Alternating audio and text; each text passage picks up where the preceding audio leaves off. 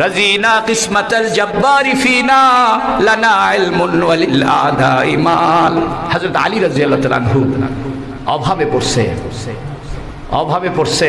মুনাফিকরা বলে, ও আলী, তুমি রাসূলের চাচাতো ভাই, তুমি রাসূলের চাচাতো ভাই, জামাই, ঈমান আনছো, বাহাদুর মিয়া, পয়সা নাই, গরিব।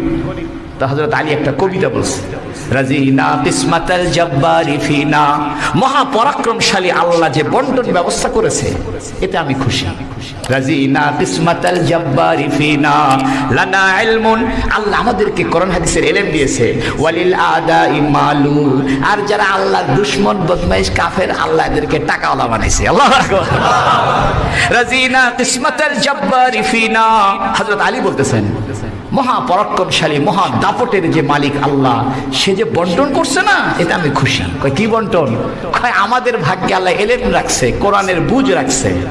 কোরআন তেলাওয়াত করলে বুঝি আল্লাহ কি বলে, হাদিস পড়লে বুঝি নবী কি বলে। রাজিনা কিসমাতাল জাব্বারি ফিনা লানা ইলমুন ওয়ালিল আদাই মাল। এখানে আদা মানে কাফের, কাফেরদের খেলার টাকা দিছে। এই জন্য উতবা, শাইবা, আবু জেহেল, আবু লাহাব এরা খুব টাকাওয়ালা ছিল, সবাই পয়সাওয়ালা, সমস্ত কাফেররা কোটিপতি, পয়সাওয়ালা ছিল। তা ছোটবেলায় আমার অসুখ হয়েছে, বাপ মায়ে মান্নত করেছে, কি দিব মাদ্রাসায়। তা আল্লাহ আমিও খুশি হযরত আলীর মতো কথা হয়েছে।